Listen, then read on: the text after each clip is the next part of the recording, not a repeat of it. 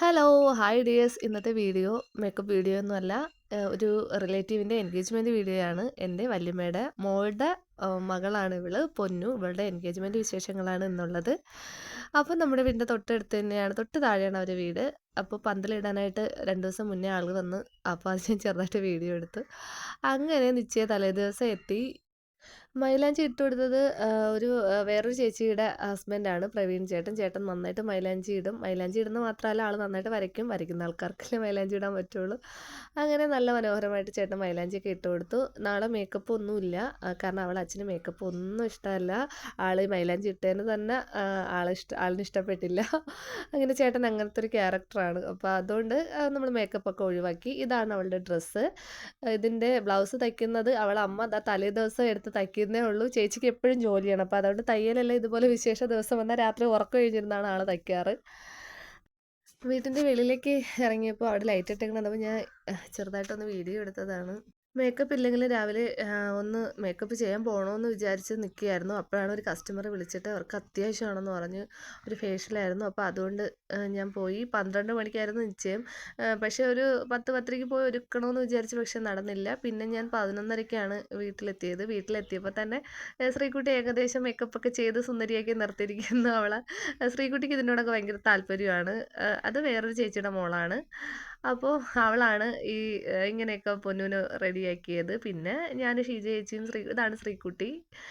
നമ്മളെല്ലാവരും കൂടെ കുറച്ച് ഫോട്ടോസൊക്കെ എടുത്തു. പിന്നെ പുറത്തിറങ്ങി നിച്ച് ഞാനൊന്നും കണ്ടില്ല, ഭയങ്കര തിരക്കായിരുന്നു, അകത്തോട്ട് കയറാൻ പറ്റിയില്ല. അങ്ങനെ വീഡിയോ എനിക്ക് ഇവളുടെ സഹോദരൻ കണ്ണൻ അയച്ചു തരികയാണ് ചെയ്തത്. അങ്ങനെ ആ വീഡിയോയാണ് ഇതിനകത്ത് ഉൾപ്പെടുത്തിയിട്ടുള്ളത്. അല്ലാതെ എനിക്ക് വീഡിയോ എടുക്കാനൊന്നും നേരം കിട്ടിയില്ല.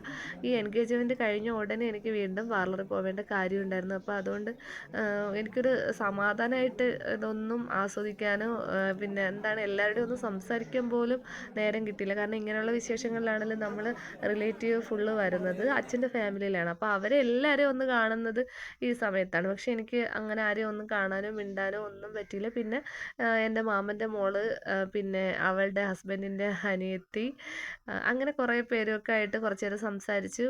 കുറച്ച് ഫോട്ടോസും വീഡിയോയും എടുത്തിട്ട് ഞാൻ വീണ്ടും നേരെ ഷോപ്പിലേക്കാണ് പോയത്. 12:30ക്ക് കസ്റ്റമർ വരുമെന്ന് പറഞ്ഞപ്പോൾ 12 മണിക്കായിരുന്നു നിശ്ചയം കഴിഞ്ഞ. അപ്പോൾ കുറച്ച് നേരം ഒരു 10-15 മിനിറ്റ് കഴിഞ്ഞപ്പോൾ തന്നെ അവർ വിളിച്ചു. അപ്പോഴത്തേക്ക് പിന്നെ എനിക്ക് അങ്ങോട്ട് പോകണമെന്ന് വിചാരിച്ച് ഞാൻ ഇതിൻ്റെ ഇടയിൽ നിന്ന് ചേട്ടനെയൊക്കെ തപ്പിപ്പിടിച്ച് ഫോൺ വിളിച്ചിട്ടാണ് പോയത്. ഇത് ഇവളുടെ സഹോദരങ്ങളാണ്, കണ്ണനും കൊച്ചോനും. അപ്പോൾ ഇതൊക്കെ കഴിഞ്ഞ് അവർ ഫുഡ് കഴിച്ച് തുടങ്ങിയപ്പോൾ തന്നെ ഞാൻ അവിടെ നിന്ന് ഇറങ്ങി നേരെ പാർലറിൽ പോയി. അടുത്ത ഫേഷ്യലൊക്കെ കഴിഞ്ഞിട്ടാണ് ഞാൻ ഏകദേശം ഒരു 1:45-2 മണിയായി വീടെത്തിയപ്പോൾ. അപ്പോൾ ലാസ്റ്റ് വന്തിക്കുള്ള ഇലയിട്ടേക്കുന്നു. അപ്പോൾ പിന്നെ ഞാനും ചേട്ടനും മോളും കൂടെ, ബാക്കി എല്ലാവരും കഴിച്ചു. എൻ്റെ മോനിന്ന് സ്കൂളിൽ പോകണമായിരുന്നു, അവനെ ഞാൻ രാവിലെ സ്കൂളിൽ വിട്ടു.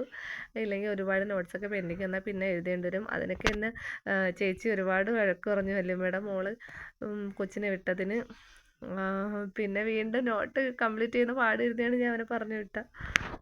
അങ്ങനെ നമ്മൾ ഫുഡ് കഴിക്കാമെന്ന് വിചാരിച്ച് ഇരിക്കുകയാണ്. പിന്നെ വല്യമ്മയുടെ മക്കളൊക്കെ അപ്പുറത്തോട്ട് നിൽപ്പുണ്ട്. അവരൊക്കെ ഫുഡൊക്കെ കഴിച്ചു. കാരണം മറ്റത് ഞാൻ അവരെ കൂടെയാണ് ഇങ്ങനെയുള്ള ആഘോഷങ്ങളിലൊക്കെ ഇരിക്കാറ്. ഇപ്പം അതിനുള്ള ഒന്നും നേരം കിട്ടിയില്ല. പിന്നെ എൻ്റെ മോളെ 2-3 എക്സ്പ്രഷനൊക്കെ ഉണ്ട് അതിൽ ഫോട്ടോ എടുക്കുന്നത് കൊണ്ട്. അങ്ങനെ സദ്യയൊക്കെ ഫുള്ള് വിളമ്പി. അങ്ങനെ ഞങ്ങൾ സദ്യ കഴിച്ച് തുടങ്ങി.